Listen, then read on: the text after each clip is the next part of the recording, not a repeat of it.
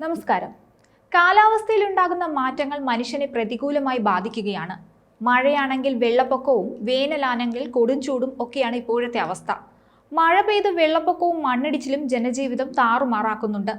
അനേകം പേരുടെ ജീവിതവും ജീവനുമെല്ലാം മഴയിൽ ഒലിച്ചു പോകുന്നു. പ്രകൃതി കലിതുള്ളി നിൽക്കുകയാണ്. യുഎഇയിലും കാലാവസ്ഥ മാറി വരികയാണ്. യുഎഇ കാലാവസ്ഥ മാറ്റത്തിന്റെ പാതയിലാണെന്നാണ് നാഷണൽ സെന്റർ ഓഫ് മെറ്റീരിയോളജിയിലെ കാലാവസ്ഥാ വിദഗ്ധർ അറിയിച്ചിരിക്കുന്നത്. തണുത്ത ശൈത്യകാല കാലാവസ്ഥയിലേക്ക് മാറുന്നതിനാൽ വരും ആഴ്ചകളിൽ യുഎഇയിലെ താപനില 12 ഡിഗ്രി സെൽഷ്യസായി കുറയുമെന്നാണ് പ്രതീക്ഷിക്കുന്നത്. അതായത് കമ്പിളിയും കുടയും എടുക്കാനുള്ള സമയമായി എന്ന് ചുരുക്കം. ഡിസംബർ 16 മുതൽ വടക്ക് പടിഞ്ഞാറൻ കാറ്റും തണുത്ത വായുപിണ്ഡവും അനുഭവപ്പെടും. ഇത് ക്രമേണ താപനില കുറയുന്നതിന് കാരണമാകും. യുഎഇയിലുടനീളമുള്ള താപനില 5 മുതൽ 7 ഡിഗ്രി സെൽഷ്യസ് വരെ കുറയുമെന്നാണ് പ്രതീക്ഷിക്കുന്നത്. ഈ കാലാവസ്ഥാ മാറ്റം പടിഞ്ഞാറൻ പ്രദേശങ്ങളിൽ തുടങ്ങി ക്രമേണ രാജ്യത്തിന്റെ മറ്റു ഭാഗങ്ങളിലേക്ക് വ്യാപിക്കുമെന്നാണ് വിലയിരുത്തപ്പെടുന്നത്. യുഎഇയിൽ പരമാവധി താപനില 25 മുതൽ 26 ഡിഗ്രി സെൽഷ്യസും കുറഞ്ഞ താപനില 12 ഡിഗ്രി സെൽഷ്യസും ആയിരിക്കും.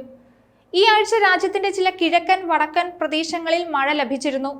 മൂടൽമഞ്ഞ് രൂപപ്പെടാനുള്ള സാധ്യത കണക്കിലെടുത്ത് ഇവിടങ്ങളിൽ റെഡ് യെല്ലോ അലർട്ടുകൾ പുറപ്പെടുവിച്ചിരുന്നു. വാരാന്ത്യത്തിൽ കൂടുതൽ മഴയ്ക്ക് സാധ്യതയുണ്ട്.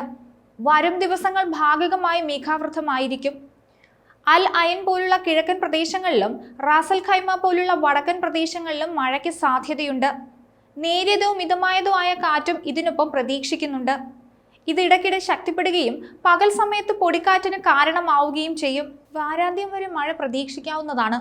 ദുബായിലും ദ്വീപുകളിലും കടലിനു മുകളിലും മഴ പെയ്യാനുള്ള സാധ്യത കുറവാണെങ്കിലും റാസൽ ഖൈമ, ഉമ്മുൽ ഖുവൈനിന്റെ വടക്കൻ ഭാഗം, കിഴക്കൻ മേഖലകൾ എന്നിവിടങ്ങളിൽ മഴയ്ക്ക് സാധ്യത പ്രവചിക്കപ്പെട്ടിട്ടുണ്ട്. ഇവിടങ്ങളിൽ മിതമായ മഴയാണ് പ്രതീക്ഷിക്കുന്നത്. ശക്തമായ വടക്കു പടിഞ്ഞാറൻ കാറ്റുമായി ബന്ധപ്പെട്ട് കടൽ കൂടുതൽ പ്രക്ഷുബ്ധമായിരിക്കും. ഡിസംബർ 22-നാണ് യുഎഇയിൽ ശൈത്യകാലം ഔദ്യോഗികമായി ആരംഭിക്കുന്നത്. പരമ്പരാഗത അറേബ്യൻ ഗൾഫ് കലണ്ടർ അനുസരിച്ച് ശൈത്യകാലത്തെ 2 പ്രധാന ഘട്ടങ്ങളായി തരംതിരിച്ചിരിക്കുന്നു. ഇതിൽ ഒരു ഘട്ടം ഡിസംബർ 28-ന് ആരംഭിക്കുന്നു. ഈ ദിവസങ്ങളിൽ കഠിനമായ തണുപ്പും മഴയും അനുഭവപ്പെടാൻ സാധ്യതയുണ്ട്. ഡിസംബർ ജനുവരി മാസങ്ങളിൽ താപനില ക്രമേണ കുറയും. കഴിഞ്ഞ ഏപ്രിലിൽ യുഎഇയിൽ പെയ്ത കനത്ത മഴയിലും തുടർന്നുണ്ടായ വെള്ളപ്പൊക്കത്തിലും മലയാളികളടക്കം ആയിരക്കണക്കിന് ആളുകൾ ദുരിതത്തിലായിരുന്നു. 75 വർഷത്തിനിടയിൽ ഏറ്റവും വലിയ മഴയാണ് 24 മണിക്കൂറിനുള്ളിൽ രാജ്യത്ത് പെയ്തത്. അബുദാബി അൽ ഐൻ മേഖലയിൽ മാത്രം ഒറ്റ ദിവസം 254.8 മില്ലിമീറ്റർ മഴ ലഭിച്ചിരുന്നു. അതിശക്തമായ മഴയ്ക്കൊപ്പം കാറ്റും മിന്നലും ജനങ്ങളെ കൂടുതൽ ആശങ്കയിലാക്കിയിരുന്നു.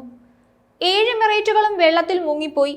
കോടികളുടെ നാശനഷ്ടമാണ് കണക്കാക്കപ്പെട്ടത്. വീടുകളിലും വാഹനങ്ങളിലും വെള്ളം കയറി പലർക്കും വിലപ്പെട്ട രേഖകൾ നഷ്ടമായിരുന്നു. ഒട്ടേറെ പേരാണ് രാജ്യത്തിന്റെ പല ഭാഗത്തും ഒറ്റപ്പെട്ടു പോയത്. മോശം കാലാവസ്ഥ വിമാന സർവീസുകളെയും ബാധിച്ചിരുന്നു. റൺവേകളിൽ വെള്ളം കയറിയതോടെ ഒട്ടുമിക്ക വിമാന സർവീസുകളും വൈകുകയോ റദ്ദാക്കപ്പെടുകയോ ഒക്കെ ചെയ്തിരുന്നു. യുഎഇയിൽ മുഴുവൻ ചുവപ്പ് ജാഗ്രത പ്രഖ്യാപിച്ചതോടെ ഏതാണ്ട് 50 വിമാന സർവീസുകളാണ് തടസ്സം നേരിട്ടത്. ഇതിൽ കേരളത്തിലേക്കുള്ള സർവീസുകളും ഉണ്ടായിരുന്നു. ഇക്കഴിഞ്ഞ മാർച്ചിൽ 4 ദിവസം കൊണ്ട് യുഎഇക്ക് ലഭിച്ചത് 6 മാസത്തെ മഴയാണ്.